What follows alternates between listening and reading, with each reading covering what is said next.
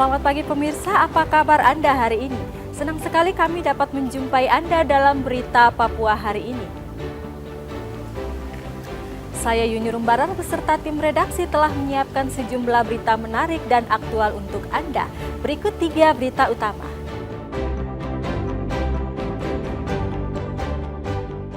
Razia minuman keras di atas kapal penumpang Merauke.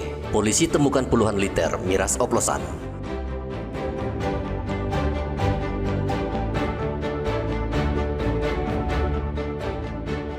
Polres Merauke gencar melakukan patroli untuk memberantas preman berkedok ormas.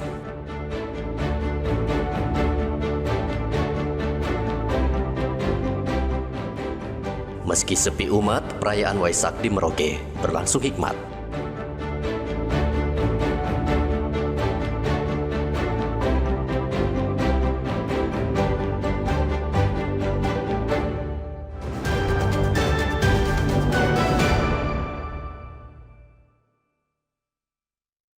Izin kami lakukan pemeriksaan terhadap barang titipan yang Kepolisian Merauke gencar menggelar operasi memberantas peredaran minuman keras yang seolah tidak ada habisnya.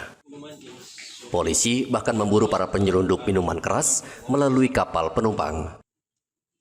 Seperti di kapal Pelni Lauser, polisi menemukan puluhan liter minuman keras oplosan yang disembunyikan di dalam loker penitipan barang milik penumpang.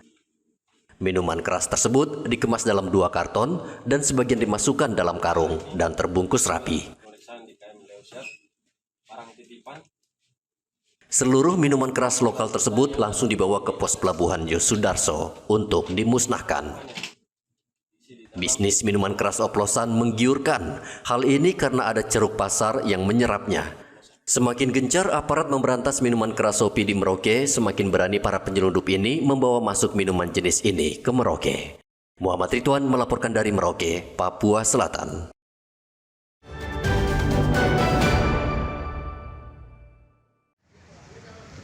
Seluruh polda di tanah air saat ini serentak menumpas preman, termasuk ormas, yang mengganggu ketertiban. Langkah polda ini dilakukan karena sepak terjang preman meresahkan masyarakat. Hal yang sama juga dilakukan Polda Papua.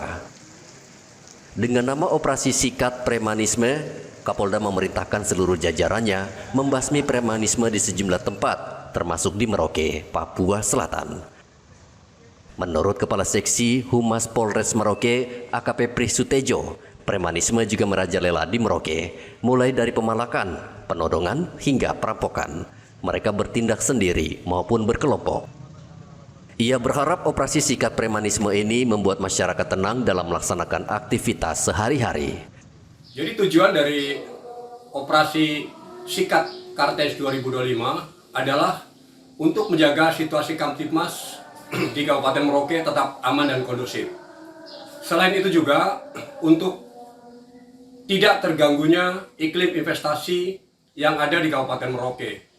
Dalam operasi ini yaitu mengedepankan penegakan hukum yang didukung oleh kegiatan intelijen, kemudian kegiatan preemptif dan kegiatan preventif. Sedangkan sasaran dari operasi Sikat Kartens 2025 adalah tindakan premanisme. Contohnya adalah seperti pemerasan, pungli, pengancaman atau intimidasi, pengeroyokan, dan tindakan-tindakan lain, baik itu yang dilakukan oleh perorangan maupun oleh kelompok. Dalam operasi sikat premanisme, polisi fokus pada penegakan hukum, yakni akan menindak tegas dan menyeret pelaku untuk diproses secara hukum. Belakangan ini aksi premanisme makin membuat resah tidak hanya masyarakat, namun juga pengusaha yang menanamkan modalnya di Indonesia.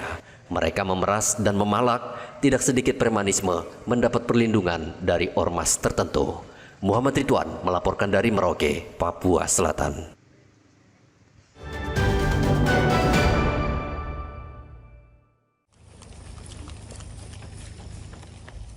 Pemerintah Kabupaten Puncak Jaya memfasilitasi upaya perdamaian kedua kubu pasangan calon bupati dan wakil bupati Kabupaten Puncak Jaya, Papua Tengah yang saat ini tengah berkonflik.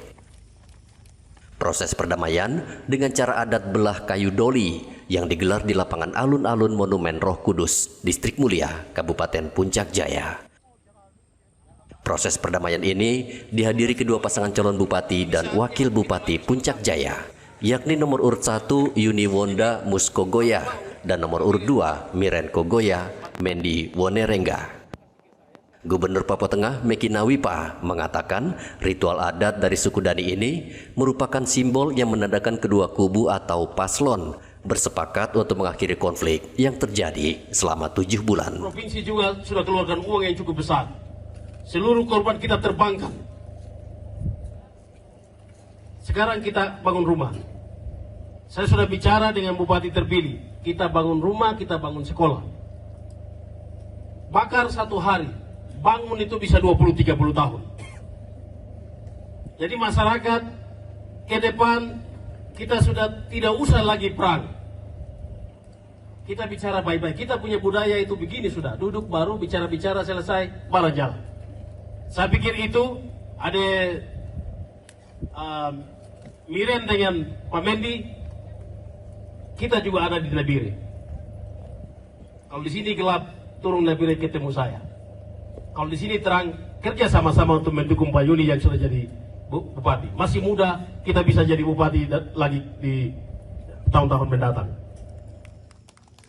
Akibat konflik antara pendukung pasangan calon bupati dan wakil bupati Puncak Jaya menyebabkan 12 orang tewas dan 658 orang terluka. Itu belum terhitung 200 bangunan rumah dibakar massa. Peristiwa ini terjadi sejak 27 November 2024 hingga 4 April tahun ini. Konflik Puncak Jaya sudah selesai karena Mahkamah Konstitusi resmi menetapkan pasangan Yuni Wonda Muskogoya menang dan saat ini tinggal menunggu pelantikan. Dari Puncak Jaya, Papua Tengah, Hendra melaporkan.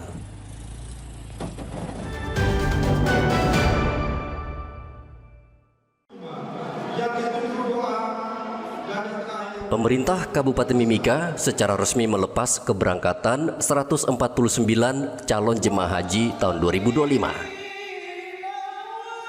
Pelepasan dilakukan langsung oleh Bupati Mimika Johannes Retop di Gedung Emeneme, Yoware pada hari Selasa. 149 calon jemaah haji ini akan diberangkatkan menuju Makassar dalam 2 gelombang penerbangan pada tanggal 15 dan 20 Mei 2025. Sebelum berangkat ke Tanah Suci, calon jemaah haji akan menjalani karantina serta pemeriksaan kesehatan. Mereka akan didampingi oleh 3 petugas haji yang bertanggung jawab di bidang dakwah, kesehatan, dan umum. Bupati Mimika mengimbau calon jemaah haji mewaspadai suhu panas di Arab Saudi. Dalam keyakinan agama Islam yang wajib dilaksanakan oleh umat muslim yang telah memenuhi syarat istiqomah atau mampu secara fisik dan finansial serta ditunjang dengan ilmu manasik haji yang mungkin sudah diberikan sebelum sampai hari ini agar jemaah dapat memahami tata urutan pelaksanaan ibadah haji sesuai dengan tuntutan negara. Saya berpesan kepada kita sekalian bahwa penyelenggaraan ibadah haji seperti ini saya berharap dibutuhkan sinergitas antara kita semua. Kerjasama. Mari kita bersujud untuk mensukseskan perjalanan haji yang mereka adalah tamu Allah yang dimuliakan. Bapak Ibu sekalian, sekali lagi saya atas nama pribadi dan seluruh umat muslim Kabupaten Mimika mengucapkan terima kasih banyak atas pelayanan yang diberikan oleh pemerintah daerah Kabupaten Mimika. Calon jemaah haji tertua tahun ini berusia 94 tahun, sementara yang termuda berusia 23 tahun. Para jemaah dari Mimika akan bergabung dalam kloter 29 bersama jemaah dari Jayapura, Merauke, dan Sarmi. Dari Mimika, Papua Tengah, Igobat Momolin melaporkan.